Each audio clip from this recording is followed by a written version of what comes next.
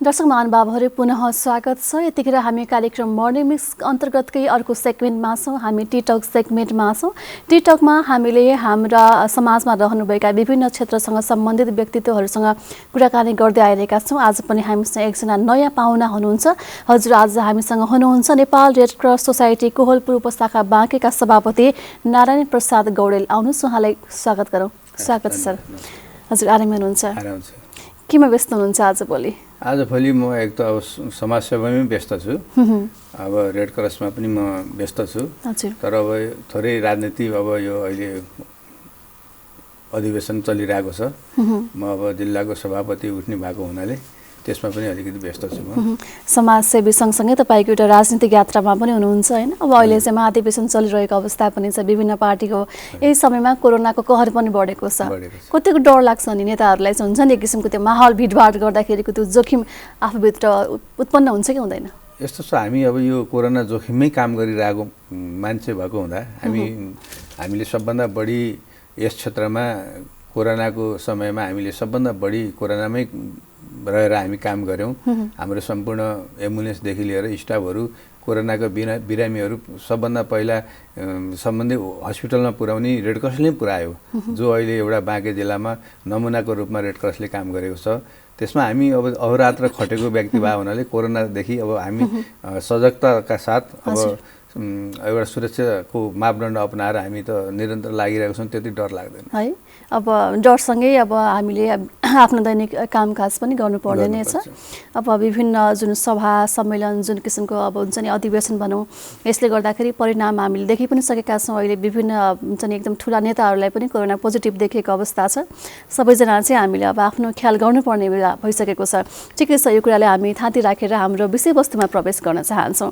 तपाईँ Nepal red cross society Kohalpur उपशाखा बाँकेको सभापति हुनुहुन्छ होइन? खास अब सामान्य अर्थमा रेड क्रस भनिसकेपछि रक्तदान र विपदमा आइपर्ने जुनसुकै समस्यामा पनि रेड क्रस अगाडि बढ्छ होइन? त्यो सँगसँगै कोहलपुर शाखाले के काम गर्छ? सर्वप्रथम कोहलपुर शाखाले धेरै काम गर्छ। जो मध्ये अब रक्तदानको काम त हुने नि भयो। त्यसपछि एम्बुलेन्स सञ्चालन गरेको छ। अब जस्तै बाढी पीडित भएको बेलामा, आगलागी भएको बेलामा, विभिन्न विपद परेको समयमा रेड क्रस पहिलो स्थानमा छ र पहिलो पीडितको अथवा पीडामा भएका मानवलाई मलमपट्टि लाउने काम रेड क्रसले गरेको छ।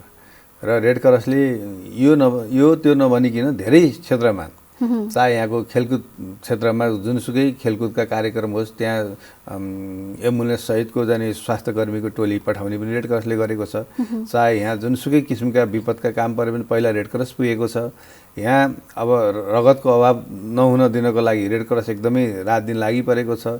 र कोहलपुर क्षेत्रमा रेड क्रसको भूमिका एउटा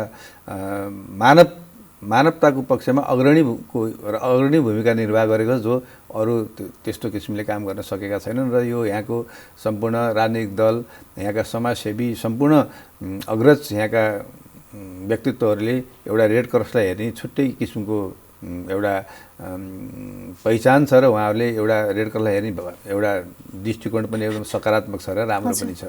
पक्कै पनि जुन रेड क्रसको इतिहास छ हामीले सुन्दै, हामीले जुन भोग्दै पनि आएको कुरा पनि हो होइन? जहाँ विपद आइपर्छ त्यहाँ रेड क्रस अगाडि गएकै छ र जान्छ पनि।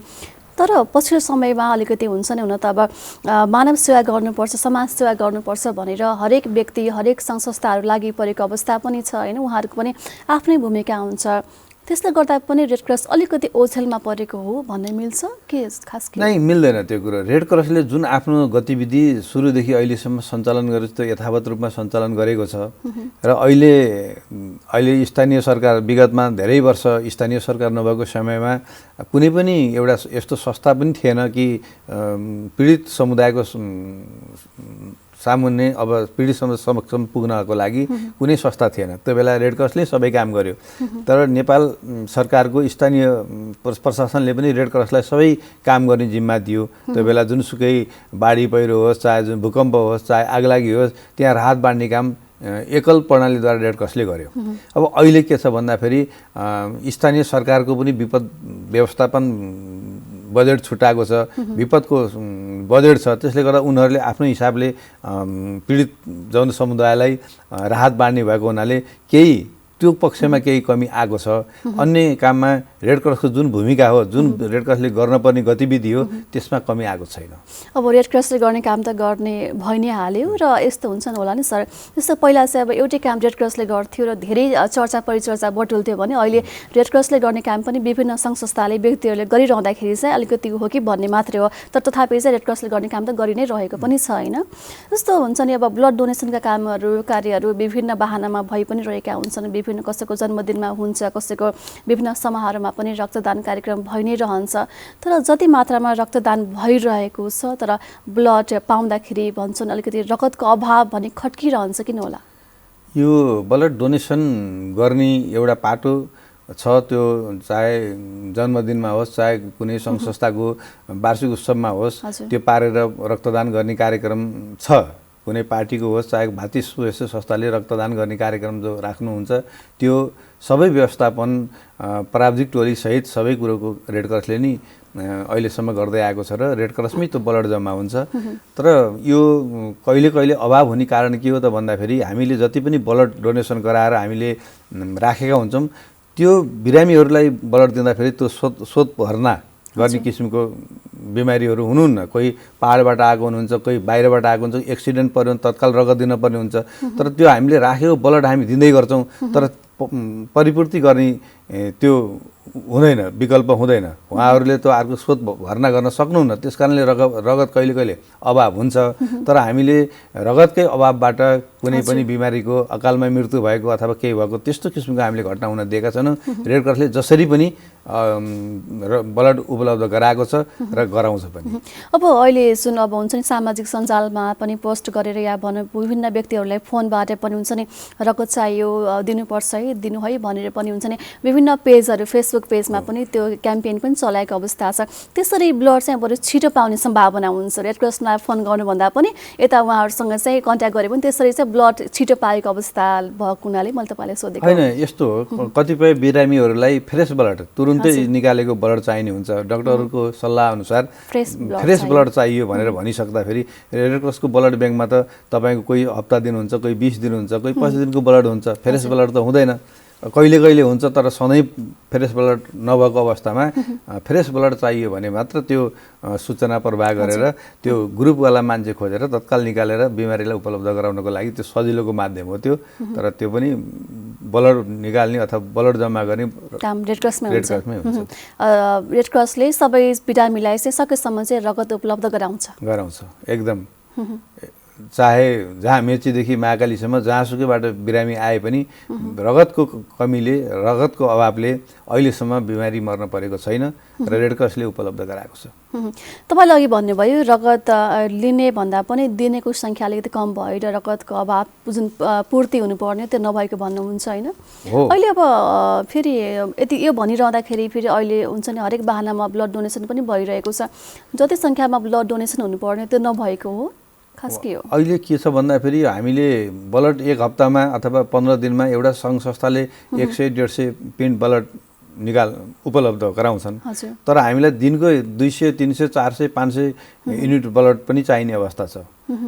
त्यस कारणले अब जस्तै कोइलपुरमा मेडिकल कलेज यति ठुलो मेडिकल कलेज छ, नेपालगञ्ज नर्सिङ होम छ, भेरी हस्पिटल छ, थुप्रै हस्पिटलहरू छन्।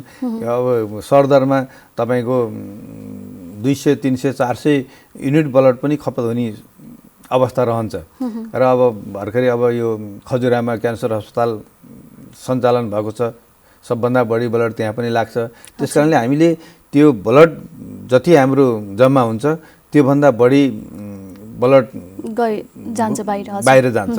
र त्यो ब्लड जाँदाखेरि हामीले भरसक बिरामीको अथवा मान्छे भनौँ बिरामीको कुरुवा उहाँहरूलाई हामीले तपाईँले शोध भर्ना गर्नुहोस् भन्दाखेरि उहाँहरूले मान्छे पाउनुहुन्न, बाहिरको मान्छेको त यहाँ दिने ठाउँ हुँदैन।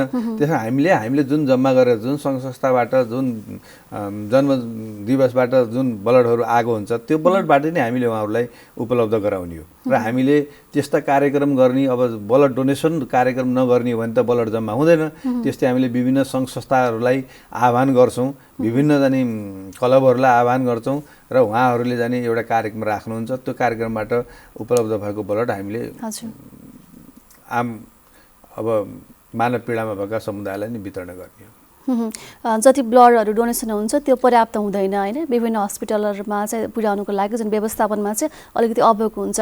के कारणले गर्दाखेरि चाहिँ अझै हुन्छ नि रक्तदान गर्नुपर्छ है भन्ने चाहिँ त्यो भाव पैदा अझ पनि हामीलाई लाग्छ, अझ पनि हामीलाई के छ भन्दाखेरि यो रगत दिएपछि मान्छे कमजोर हुन्छ, मान्छे दुब्लाउँछ, मान्छेलाई अस्वस्थ हुन्छ भन्ने जुन एउटा भावना हामीले चिर्न सकेका छैनौँ गाउँ गाउँमा देहातमा। जस्तै हामीले ब्लड दिने बेला सबभन्दा बढी अब यहाँ तराई बेल्टमा मधेसी समुदाय, थारू समुदाय, विभिन्न समुदायहरू छ, त्यसमा हामीले चिर्न सक्नुपर्छ कि हाम्रो ब्लडले एकजना मान्छे बच्छ भने दिनुपर्छ। अच्छा ब्लड निकालेर 3-3 महिनामा यो ब्लड खेर जाने हो, पसिनाको माध्यमबाट जान्छ, यो नयाँ ब्लड उत्पादन हुन्छ, त्यसकारण ब्लड दिए फरक पर्दैन। ब्लड दिने एकदम एउटा ठुलो धर्म हो, मानव सेवा हो, एउटा ठुलो पुण्यको काम हो। हाम्रो एक पोका रगतले एकजना व्यक्तिको एउटा जीवन दान हुन्छ, उसको जीवनलाई जानेलाई बचाउन सकिन्छ भने अब हामीले अझ पनि यो तल्लो स्तरमा ग्रामीण भेगमा हामीले त्यो पुर्याउन नसकेको अवस्था छ र त्यसलाई अब हामीले पुर्याउनको लागि हामीले पहल पनि गर्दैछौँ र हामीले विभिन्न गाउँ गाउँमा गएर एउटा समूह गठन गर्ने र यसलाई चेतना फैलाउने र ब्लडको अभाव हुन नदिनेमा हामी दृढ सङ्कल्पका साथ लागेका छौँ। भोलिका दिनमा अझै पनि रक्तदान गर्नेहरूको सङ्ख्या अझै बढ्छ भन्ने एउटा विश्वास पनि हो। त्यसको लागि चाहिँ गाउँ गाउँमा गएर त्यो समुदायमा गएर चाहिँ एक किसिमका चाहिँ हुन्छ नि अब ब्लड डोनेसन चाहिँ गर्नुपर्छ होइन, त्यो भनेको हाम्रै लागि नै हो भन्ने हिसाब चाहिँ कुराहरू पनि गर्नु आवश्यक छ भन्नुभयो, एकदमै ठिक कुरा पनि हो।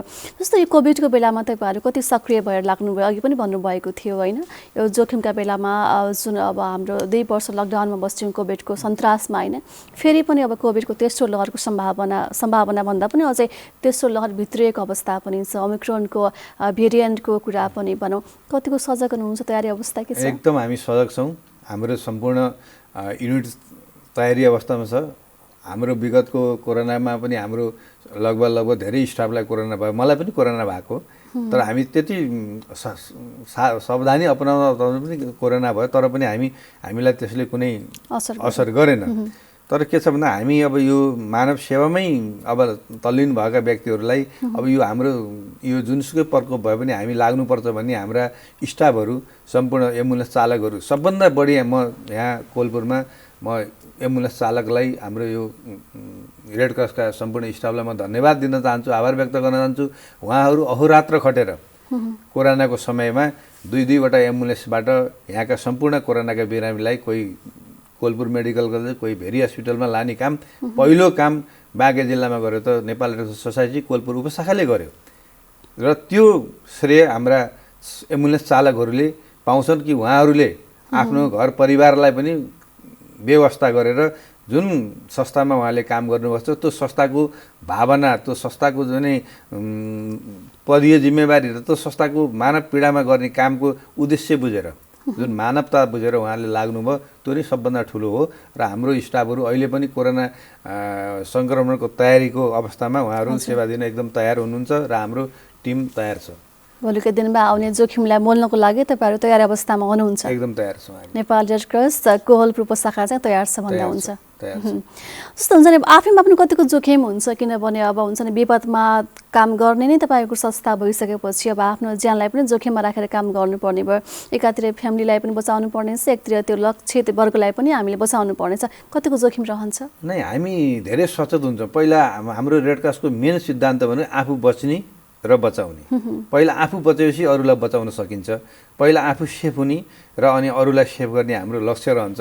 जुनसुकै ठाउँमा हामी जुनसुकै काम गर्दा पनि हामीले त्यो पहिलो हाम्रो माध्यम के भन्दा आफू बचेपछि मात्र अरूलाई बचाउन सकिन्छ भन्ने हाम्रो मान्यता हुन्छ र हामी पहिला आफू बस्ने र त्यसलाई कसरी बचाउने भन्ने हामीले एउटा पुरा आफ्नो कोरोनै पोजिटिभको यो प्रकोपमा हामी लाग्यौँ भने हामीले सबै स्वास्थ्यको जुन मापदण्डहरू अपनाएर मास्क, सेनिटाइजर सबै कुरो विधि प्रक्रिया पुऱ्याएर हामी जाने सम्बन्धित ठाउँमा जान्छौँ र हामीले पहिला पनि यहाँ विभिन्न क्याम्पहरू चले, हामी सबै क्याम्पमा गएर हामीले त्यो चाहिने मास्क, सेनिटाइजरदेखि लिएर सबै चिज हामीले बाँड्यौँ र सबभन्दा बढी यो कोरोनाको उसमा कोलपुरमा Nepal red cross society Kohalpur उपशाखाले नै धेरै बढी काम गरेको यहाँको स्थानीय सरकारलाई पनि थाहा छ। हामीले कोलपुर नगरपालिकालाई एक एम्बुलेन्सै त्यो शिविरमा राखेर सेवा दिएका थियौँ र केही दिन उद्योग वाणिज्य सङ्घले हाम्रो एम्बुलेन्स लिएर सेवा उपलब्ध गरायो। त्यस्तै हाम्रो कोलपुर रेड क्रस एकदम विपदमा जुनसुकै जोखिममा पनि हाम्रा स्टाफ हाम्रा स्वयंसेवकहरू एकदमसित खटेर लाग्नु भएको छ र यो एउटा उहाँहरूले एउटा अहिले जहाँ गए पनि रेड क्रसका कर्मचारी रेड क्रसका चालक भन्ने एउटा कोलपुरमा एउटा प्रतिष्ठा एउटा रेड क्रसको उच्च सम्मान बढाइदिनु भएको छ। पक्कै पनि राम्रो कुरा हो होइन। सबैभन्दा पहिला आफू बाँच्ने र अरूलाई बचाउने त्यो लक्ष्य त्यो नारा पनि रहन्छ। जस्तो तपाईँहरूको चाहिँ हुन्छ नि अब कोलपुरका स्थानीयवासी नागरिकहरूसँग समन्वयात्मक भूमिका चाहिँ कस्तो रहन्छ? एकदम राम्रो छ। अहिलेसम्म हामीले यो कोलपुरको रेड क्रस नेपाल अधिराज्यभरि 13-14 उपशाखाहरू छन्। त्यसमा सबभन्दा अहिले उत्कृष्ट उपशाखामध्ये यो कोलपुर उपशाखा पर्छ र बाँके जिल्लाको एउटा उत्कृष्ट उपशाखा हो र यसले अहिलेसम्म यहाँका सम्पूर्ण राजनीतिक दल, यहाँका उद्योगी, व्यापारी, समाजसेवी सबैले एकदम आत्मसात गरेर एकदम माया गरेको संस्था हो। यो संस्थामा अहिलेसम्म कुनै किसिमको मनमुटाव, विवाद, कसैले कुनै उम्ला ठडाउने काम भएको छैन र यो एकदम स्वच्छ, निष्पक्ष र तटस्थ रहेर यसले काम गरेको छ। रेड क्रसका 7वटा सिद्धान्त मध्ये सबैलाई पालना गरेर यसले आफ्नो छविलाई, आफ्नो जुन मान प्रतिष्ठालाई बचाएर राखेको छ र हेर्ने दृष्टिकोण एकदमै सकारात्मक छ। म यहाँका सम्पूर्ण राजनीतिक दल, व्यापारी, उद्योगी, समाजसेवीलाई म धन्यवाद दिन चाहन्छु। के कारणले के काम गर्यो भने चाहिँ तपाईँले जुन भन्नुभयो नि, जुन प्रशंसा भन्नुभयो, यो हाम्रो कोलपुर उपशाखा चाहिँ एकदमै राम्रोमा गरिन्छ, हामीले गर्ने कार्यहरू राम्रो छ भनेर भन्नुभयो। के काम गर्नुपर्छ? काम त सबैले गर्नुहुन्छ नि होइन, एक किसिमको हुन्छ नि विवाद रहित बन्नको लागि चाहिँ कसरी काम गर्नु? विवाद रहित बन्नको लागि निष्पक्षता, कुनै पनि पक्ष लिएर काम नगर्ने र जुन कुरा सही तथ्य हो त्यसलाई मात्र हामीले मूल्याङ्कन गरेर काम गरेपछि निष्पक्षता हुन्छ।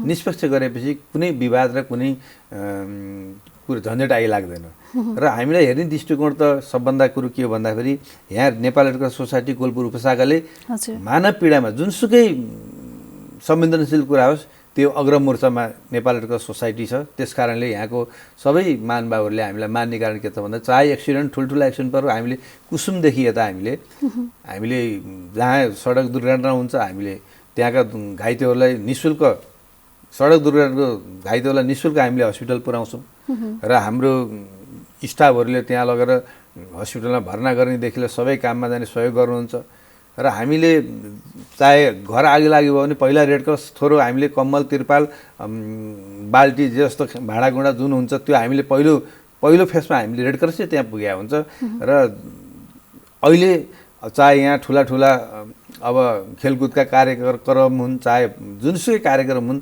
अब रेड क्रसको एम्बुलेन्स चाहियो भने, अब त्यहाँ स्वास्थ्यको टिम चाहियो, फर्स्ट एड बक्स चाहियो भने रेड क्रसलाई नि चिठी लेखेर हामीसित माग भएअनुसार हामीले उपलब्ध गराउँछौँ। त्यसकारणले पनि रेड क्रस एउटा सरल तरिकाले र एकदम छिटो छरितो आफ्नो सकेसम्म मानव सेवामा लाग्ने संस्था भएको हुनाले यहाँको सम्पूर्ण यहाँ कोलपुरवासी अथवा यस क्षेत्रमा रेड क्रसको एउटा राम्रो छवि छ र सबैले मन पराउनुहुन्छ। समन्वयात्मक भूमिका एकदम राम्रो छ भन्नुभयो होइन। जस्तो हुन्छ नि अब फेरि पनि हुन्छ नि अब रेड क्रसलाई चाहिँ अझै सक्रिय रूपमा अगाडि बढाउनुको लागि जुन किसिमले तपाईँहरूले भन्नुभयो, जुन प्रशंसा हुन्छ हाम्रो उपशाखाको, तपाईँको कामको प्रशंसा हुन्छ भन्नुभयो, अझै प्रशंसा बटुल्नुको लागि, अझै सक्रिय रूपमा लाग्नुको लागि कोलपुर उपशाखाले चाहिँ के कस्ता योजनाहरू बनाएको छ, के छ? अब अझ प्रशंसा बटुल्नलाई अब हामीले 2-4वटा काम अझ गर्नुपर्ने हुन्छ।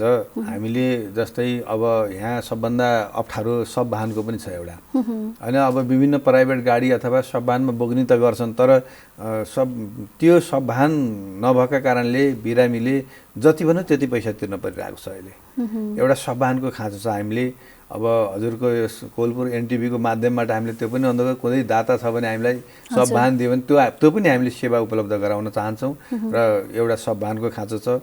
अब हामीले यो प्लाज्मा छुट्याउने जुन अब ब्लड सेतो र रातो ग्रुप छुट्याएर जुन बिमारीलाई चाहिन्छ त्यो पनि अहिले यहाँ कोलपुरमा छैन। त्यसलाई पनि अब यो कोलपुर उपशाखाले त्यसलाई पनि अब विस्तार गरेर त्यसलाई पनि अगाडि बढाउन खोजेको छ। र अर्को कुरा के छ भन्दाखेरि अब अझ हामीलाई पर्याप्त मात्रामा हामीसित ठुलो प्रकोप भयो भने हजुर ठुलो प्रकोप भयो भने त्यसलाई पनि कमसेकम 50-100 घर परिवारलाई पुग्ने किसिमको सामानहरू मौजुदा राख्न सक्यौँ भने हामीले वास्तवमा जुनसुकै जस्तोसुकै विपद पर्यो भने पनि हामीले पहिलो मोर्चामा मजाले काम गर्न सक्छौँ। त्यसको लागि हामीले अब भोलिको दिनमा हामीले भावी कार्यक्रम बनाउनुपर्छ भन्ने हामी लागेका छौँ। हामीले अब 2-3टा कामलाई नि धेरै फोकस गर्छौँ, किन सबभन्दा पहिला हामी तल्लो गाउँ स्तरको जनसमुदायमा पुग्नुपर्ने गरिब विपन्न निमुखा वर्गमा हामी पुग्ने एउटा संस्था हो। अहिले अब यो शीतलहर चलेको छ, अब गाउँघरमा गरिब जनताहरू जाडाले कठङ्ग्रिएका छन्। अब हामीले कम्बल बाँड्ने कार्यक्रम पनि गरिरहेका छौँ। अब त्यो चिसोबाट कुनै गरिब निमुखा जनताको निधन नहोस् भनेर अब कमसेकम तातो रहित होस् भनेर अब नेपाल रेड क्रस सोसाइटी जिल्ला शाखा बाँकेले जिल्लाभरि नै अब यो कम्बल बाँड्ने काम गरिरहेको छ र गर्दैछ। र हामीले विविध कामहरू हामीले यो रेड क्रसले अहिलेसम्म गरेको छ। र हाम्रो अर्को कुरो जुन द्वन्द्वकालमा जुन विस्थापित भए जुन परिवारहरूको अहिलेसम्म सम्बन्ध भएको छ त्यसलाई पनि रेड क्रसले आइसिआरसीको माध्यमबाट अहिले पनि तिनीसित भेटघाट तिनीसित काम त्यो गरिरहेको छ। रेड क्रसको आफ्नो छुट्टै यो सामाजिक सङ्घ संस्था भन्छ, यो सामाजिक सङ्घ संस्था अरू हुन्, तर यो रेड क्रस भनेको छुट्टै विशुद्ध मानव सेवामा काम गर्ने जेनेभा सन्धिमा हस्ताक्षर गरेपछि मात्र यो सञ्चालन हुने संस्था भएको हुनाले यसको र अरू संस्थाको हेर्ने र काम गर्ने कुराहरू धेरै फरक छन्। बुझाइमा रेड क्रस जस्तै थुप्रै संस्थाहरू खुले, थुप्रै संस्थाहरूले काम गर्दैछन्, तर बिल्कुल होइन। त उनको एउटा छुट्टै पाटो होला, तर रेड क्रसको धेरै छुट्टै पाटो छ। रेड क्रसका गतिविधि अब जस्तै हिजो द्वन्द्वकालमा हामीले यस कोलपुरमा सबभन्दा ठुला क्याम्पहरू सञ्चालन गऱ्यौँ, जो कि जाने यो किरण नाला, यो कोलपुर नगरपालिका 3 अहिले 4 नम्बर वार्डमा हामीले एकातिर राज्यबाट विस्थापित गरिएका माओवादी, एकापट्टि माओवादीबाट विस्थापित गरिएका जनता, ती दुईटै पक्षलाई पनि हामीले एकै ठाउँमा क्याम्प राखेर पनि हामीले त्यो क्याम्पहरू सञ्चालन गरेर हामीले मानव सेवा गऱ्यौँ। तर त्यो दुईटैले कि कुनबाट को विस्थापित भएको भन्ने कुरो पनि पत्ता नपाउने किसिमले हामीले राखेर चाहिँ हामीले सहयोग गऱ्यौँ। र रेड क्रसको एउटा भूमिका के छ भन्दाखेरि अरू संस्थाको भन्दा भिन्न खालको छ र यसको काम गर्ने तरिका पनि भिन्न हुन्छ र यसले काम गर्ने पनि भिन्नै हो। र अब कतिपय सङ्घ संस्थाले एम्बुलेन्स चलाए, अब आफ्नो हिसाबले चलाउँछन्, तर कतिपय कुरा हामीले यहाँको जिल्ला प्रशासन कार्यालय बाँकेले तोकेको शुल्कभन्दा हामीले 1 रुपियाँ बढी लिँदैनौँ। तर अरू एम्बुलेन्सहरूले कहिले बढी पनि लिइदिन्छन्, कहिले घटेर जाने जथाभावी पनि गरिदिन्छन्, तर हामीले हाम्रो जुन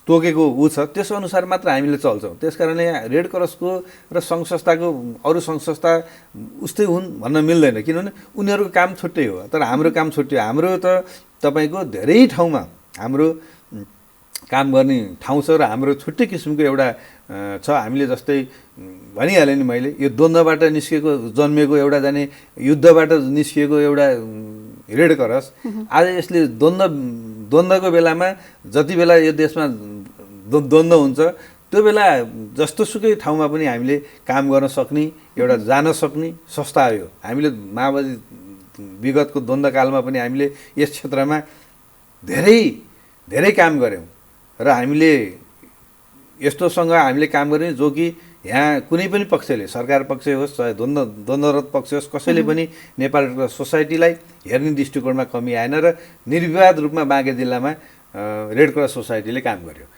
त्यस कारणले म के भन्न चाहन्छु भन्दाखेरि रेड क्रसको एउटा आफ्नै पहिचान छ, आफ्नै एउटा काम गर्ने शैली छ। एउटै रेड क्रसले अरू संस्थाले के गरेन त्यो त कहिले पनि हेर्दैन। उसले आफ्नो जुन आफ्नो पद्धति हो त्यो पद्धति र जाने आफ्नो काम गर्ने शैलीमा आफ्नो हिसाबले गरिरहेको हुन्छ।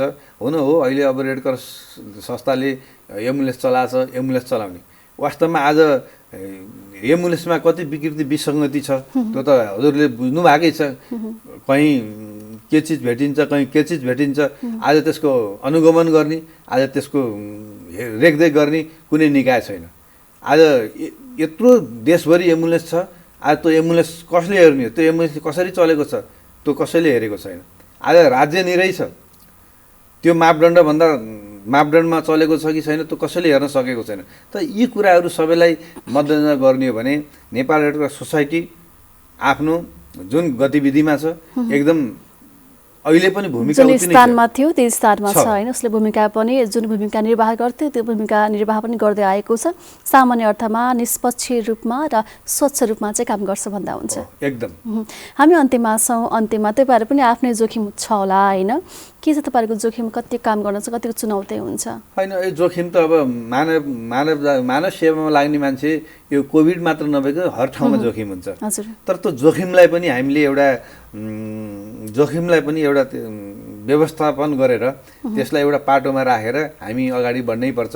र यो फाँटै यस्तो हो कि जुन नेपालको सोसाइटी मैले अघि नै भने नि यसले हर क्षेत्रमा काम गर्छ र यसका काम जति सबै जोखिममै हुन्छन्। हजुर।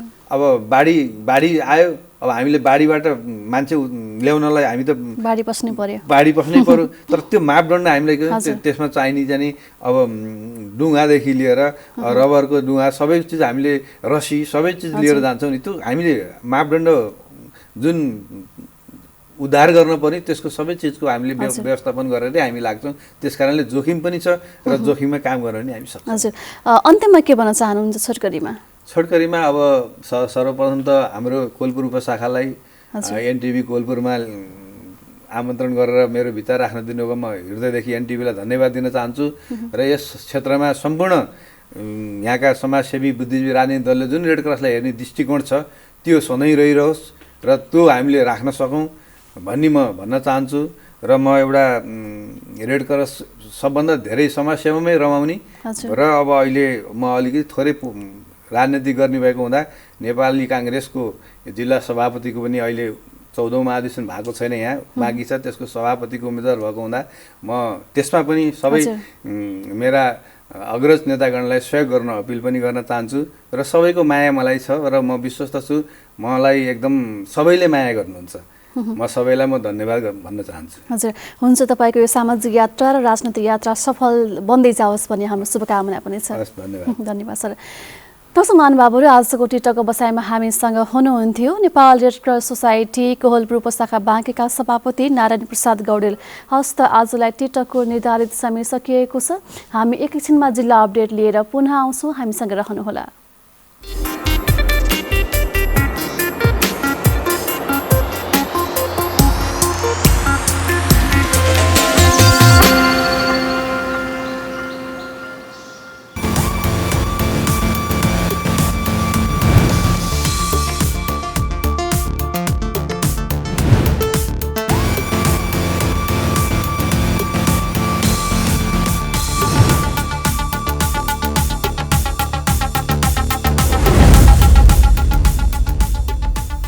फेरि पनि स्वागत छ दर्शक महानुभावहरू। यतिखेर हामी जिल्ला अपडेटमा छौँ। जिल्ला अपडेटमा हामी दिनहुँ जसो हाम्रा जिल्लामा रहनुभएका जिल्ला संवाददाताहरूसँग जिल्लाको पछिल्लो अवस्था र समसामयिक विषयमा कुराकानी गर्दै आइरहेका छौँ। पछिल्लो समयमा नेपालमा फेरि पनि कोरोना संक्रमण दरले उकालो लाग्दैछ। विभिन्न नाकाबाट नेपाल भित्रिने नेपालीहरूमा पनि अझै बढी कोरोना संक्रमण पुष्टि भएको अवस्था पनि छ।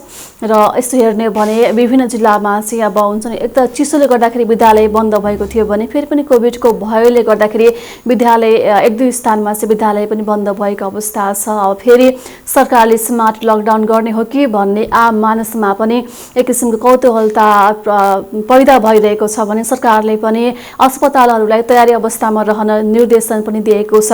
यही विषयमा हामी कुराकानी गर्न गइरहेका छौँ। कुराकानीको लागि हामीसँग हुनुहुन्छ हाम्रा रूपन्देही संवाददाता केशव भण्डारी। केशवजी, हजुर, के छ रूपन्देहीको अवस्था?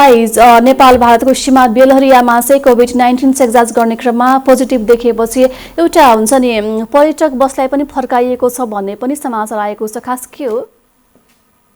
खास गरेर पछिल्लो पटक भारतमा अत्याधिक मात्रामा कोरोना बढेको अवस्था छ र त्यहाँबाट आउने पर्यटकहरूलाई सीमा नाका बेलैया नाकामा चेक जाँच गर्ने गरिएको छ।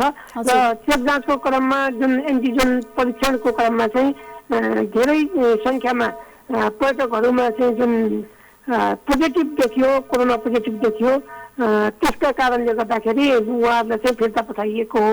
हजुर, भनेपछि उहाँहरू आउनुभएको पर्यटकहरूमा चाहिँ कोरोना संक्रमण दर अलिकति बढी देखेपछि त्यो उहाँहरूले फेरि पनि फिर्ता पठाइएको छ होइन? एकदमै त्यो सङ्ख्या खास गरेर नेपालमा पर्यटन भित्राउँदै गर्दाखेरि ठुलो सङ्ख्यामा पर्यटन जुन बसबाट त्यहाँबाट आउने गर्छन् र भारतदेखि लिएर तेस्रो मुलुकका पर्यटकहरू पनि त्यो नाका हुँदै प्रवेश गर्ने गर्छन्। त्यस कारणले पनि त्यहाँ अलिकति कडाइ बनाइएको छ र यस अगाडि जुन खालले एउटा सङ्क्रमण दर घट्दो थियो त्यस कारणले त्यहाँको कर्मचारी व्यवस्थापनमा पनि घटाइएको थियो। त्यस कारणले पनि अहिले अलिकति व्यवस्थापन फितलो भयो भनेर चाहिँ स्थानीयहरूले भनेका पनि थिए। त्यसपछि अलिकति कडा बनाइएको छ सदिच्छाजी। हजुर, अब नाकामा विशेष गरी नेपालभित्र नै अब हुन्छ नेपालीहरूमा भनौँ अब टुरिस्ट भनौँ होइन, विशेष गरी अब माघे मनाउनुको लागि नेपालबाट बाहिर गएका नेपालीहरू भित्रिने क्रम जारी छ। अब त्यो नाकामा चाहिँ कतिको सुरक्षा सतर्कता अपनाएको छ विशेष गरी पछिल्लो क्रममा चाहिँ? खास गरेर एउटा चेक जाँच गर्ने क्रम त जारी छ। यद्यपि त्यहाँ पैदल यात्री पनि धेरै मात्रामा जुन भारतसम्म सुनौलीसम्म बसमा आउने र त्यसपछि पैदल नाकाबाट नेपाल प्रवेश गर्ने कारणले पनि ठुलो सङ्ख्यामा त्यो एन्टिजेन परीक्षणको प्रभाव पनि कम परेको देखिन्छ। किन भन्दा धेरै लामो लाइन हुन्छ र त्यहाँ चाहिँ आजै गएकाहरूलाई जस्तो नेपालबाट प्रवेश गरेका र आजै फर्कनेहरूलाई चेक जाँच गरिएको छैन। 24 घण्टाभन्दा बढी त्यहाँ बिताउनेहरूलाई मात्रै चेक जाँच गरिएको छ।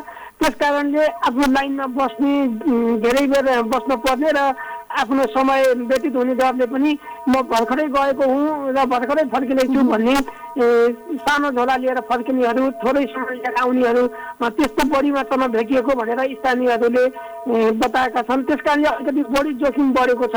त्यहाँको व्यवस्थापन अलिक कमजोर देखिएको छ। भनेपछि जुन मात्रामा चाहिँ कडाइका साथ लागू गर्नुपर्ने त्यो नभएको पाउनु भएको छ स्थानीयवासी, तपाईँ स्वयंले पनि भन्नुभयो। समग्रमा रूपन्देहीमा चाहिँ अहिले कोभिडको अवस्था कस्तो छ? नागरिकहरू कतिको सचेत हुनुहुन्छ? फेरि पनि अब कोरोनाको सङ्क्रमण दर अझै पनि बढिरहेको अवस्थामा चाहिँ अहिले पछिल्लो पटक के पहिलेको भन्दा केही दर वृद्धि भएको छ।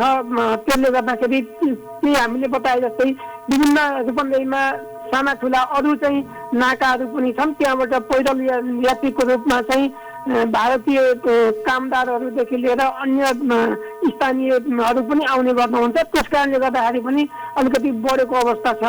अब फेरि पनि तेस्रो लहरको कुराकानी छ, ओमिक्रोनको कुरा पनि आइरहेको छ। यसलाई मध्यनजर गरेर जिल्लामा चाहिँ त्यो रोकथामको लागि चाहिँ स्थानीय प्रशासनले स्थानीय तहले चाहिँ कसरी काम गरिरहेको छ अहिले? पछिल्लो पटक फेरि त्यो प्रभावकारी बनाउने भनेर बैठकहरू सुरु भएका छन्। यद्यपि पहिलेको संरचना अलिकति एक खालले त्यसको त्यो संरचनालाई कमजोर भएका कारणले ओमिक्रोन चाहिँ अलि फेरि आउन सक्ने कारणले गर्दाखेरि अलिकति बैठकहरूमा छलफल हुने र अब यसलाई प्रभावकारी बनाउन निर्देशन दिने काम भएको छ र अहिले चाहिँ ठ्याक्कै काममा चाहिँ सुरु भइसकेको छैन। त्यस कारणले पनि अलिक गाह्रो चाहिँ भएको छ यो रोक्नका लागि। हजुर, जुन किसिमको पहल हुनुपर्ने त्यो नभएको अवस्था पनि छ भनेर भन्नुभयो। हुन्छ केशवजी, तपाईँको जानकारीको लागि धेरै धेरै धन्यवाद।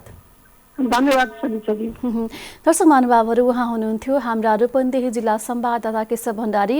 रूपन्देहीमा पनि कोभिडको सङ्क्रमण दर फेरि पनि उकालो लाग्दैछ। सङ्क्रमण पुष्टि हुने, वृद्धि हुने दर पनि बढिरहेको छ भन्नुभएको छ र नाकामा जुन किसिमको कडाइ हुनुपर्ने हो त्यो नभएको छ। किनभने सीमाबाट वारपार गर्ने व्यक्तिहरू या भनौँ मानिसहरूको भिडभाड छ भनेर पनि भन्नुभएको छ। त्यहाँ चाहिँ अब नेपालभित्र नै पर्यटकहरूको सङ्ख्यामा चाहिँ कोरोना सङ्क्रमण पुष्टि भइसकेपछि पर्यटकको बस पनि फिर्ता पठाइएको समाचार पनि आएको थियो। उहाँले पनि स्वीकार गर्नुभएको छ यो हो भनेर। र जुन किसिमको चाहिँ एक किसिमको जुन तयारी अवस्थामा हुनुपर्ने त्यो अवस्था तयारी पनि नभएको हो कि भन्ने पनि हो भनेर चाहिँ उहाँले भन्नुभएको छ। समग्रमा चाहिँ रूपन्देहीमा पनि कोभिडको जोखिम चाहिँ अहिले बढिरहेको अवस्था छ। रूपन्देही मात्र नभएर नेपालमा हरेक क्षेत्रमा, हरेक ठाउँमा, हरेक जिल्लामा चाहिँ कोभिडको यो केसहरू चाहिँ बढिरहेको छ। पक्कै पनि हामी सबैजनाले चाहिँ एकदम फेरि पनि त्यो अवस्था आउन नदिनको लागि चाहिँ हामी प्रत्येक व्यक्तिको भूमिका एकदमै अति आवश्यक हुन्छ। हामीले सामान्य स्वास्थ्य मापदण्ड पनि अपनाउनु पर्ने हुन्छ। घरबाट बाहिर निस्किँदैछौँ भने पनि मास्क लगाउनु पर्ने हुन्छ। बढी भिडभाड हुने स्थानमा नजाउँ, किनभने फेरि पनि माघे आउँदैछ। माघको लागि चाहिँ विदेश जानुभएका भनौँ नेपाल बाहिरिनुभएका नेपाली नागरिकहरू घर फर्किँदै हुनुहुन्छ। उहाँहरूले पनि आफ्नो परिवारको भविष्यलाई सोचेर आफू कतिको सुरक्षित छु है भनेर मात्र प्रवेश गर्नुहोला। आइसकेपछि पनि घरमा केही टाइमको लागि भए पनि क्वारेन्टिनमा बस्नुहोला भन्न चाहन्छौँ तपाईँ हामी म सबैजना चाहिँ जोखिमबाट टाढै रहनुपर्ने हुन्छ किनभने हामी एउटा व्यक्तिले गर्ने लापरवाहीले हाम्रो परिवार समाज र त्यो राष्ट्रलाई पनि धकेलिरहेको अवस्थामा चाहिँ हामी प्रत्येक नागरिकको पनि उत्तिकै भूमिका रहन्छ भन्न चाहन्छौँ। यही कुराकानीसँगै आजको मर्निङ मिक्सको सम्पूर्ण सेगमेन्ट पुरा हुन्छ। तपाईँको आजको दिन शुभ रहोस्। नमस्कार।